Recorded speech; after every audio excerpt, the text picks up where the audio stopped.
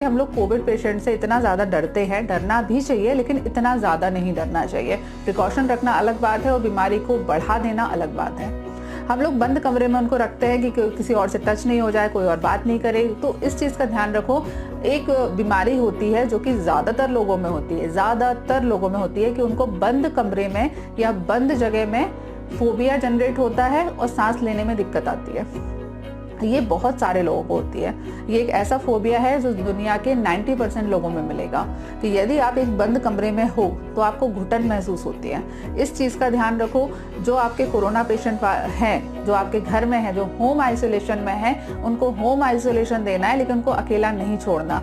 ऐसी एक्टिविटी रखनी चाहिए कि उनको लोग दिखाई देते रहें, उनके आसपास मूवमेंट होता रहे, वो लोगों को देख सके, दूर से आवाज़ दे सके, दूर से बात कर सके।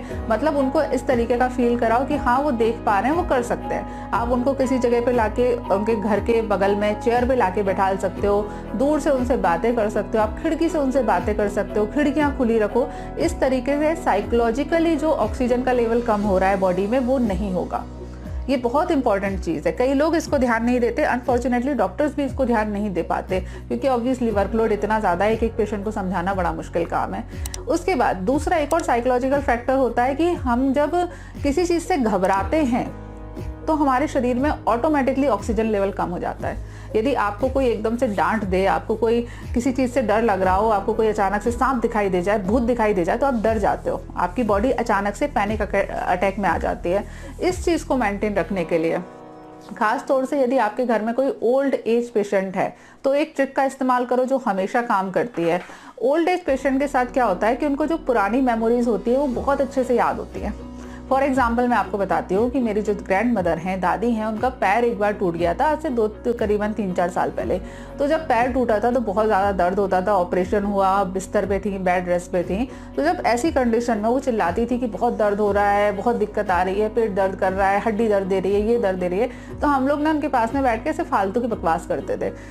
फॉर एग्जाम्पल, ये एग्जाम्पल दे रही हूँ, इमेजिन करो मेरी दादी सामने बैठी हुई है तो मैं उनसे ऐसे बात करती थी, दादी आपकी शादी कब हुई थी?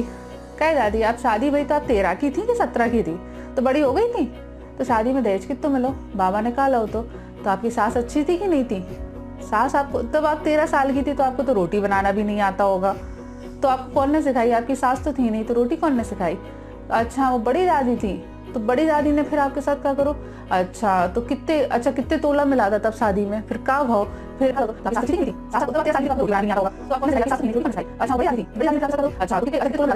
अच्छा मामा भी आए थे, उनकी बुराई हुई थी, फिर उनने क्या दो, उनने ये दिया। ऐसी फालतू की बात है जिसका आपको कोई लेना देना नहीं है। ऑब्वियसली 60, 70, 80 साल पुरानी जो बातें हैं उनसे आपका क्या रिलेशन है, कोई मतलब नहीं है। लेकिन ये क्या करते हैं कि जो साइकोलॉजिकली आप परेशान हो, जो साइकोलॉजिकली आपको घबराहट हो रही है, जो साइकोलॉजी आपको जो ब्रीथिंग में प्रॉब्लम आ रही है, उस चीज़ को मेंटेन रखने का काम करते हैं। मेरा डॉगी को ज़्यादा अटेंशन चाहिए, बेटा कोविड पेशेंट के बारे में बात करने दे थोड़ी देर।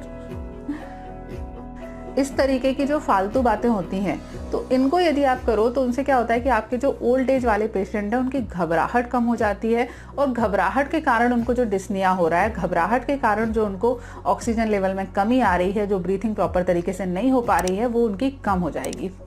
ठीक है, इन चीज़ों का यदि आप ध्यान रखोगे तो जो ये कोरोना का दौर है वो बहुत ही आसानी से आप निकाल पाओगे। प्रॉब्लम कम होगी, आपको परेशानी कम होगी, आपके घर के जो रिलेटिव्स हैं, जो घर वाले हैं, उनको परेशानी कम होगी। इन सारी चीज़ों का ध्यान रखो। खाने में आपको क्या खाना है ये सब मैं ऑलरेडी पुराने एक वीडियो में बता चुकी हूँ, उसको मैं यहाँ पर टैग कर दूंगी, नीचे डिस्क्रिप्शन में भी लिंक दूंगी कि कोरोना पेशेंट को या फिर किसी भी व्यक्ति को जो किसी भी प्रकार की प्राणवायु स्रोतस की बीमारी से ग्रसित है, जिसको भी किसी भी प्रकार का चेस्ट में कंजेशन डेवलप हो गया है, वो क्या खाना खा सकते हैं, किस तरीके से उनको खाना खाना चाहिए।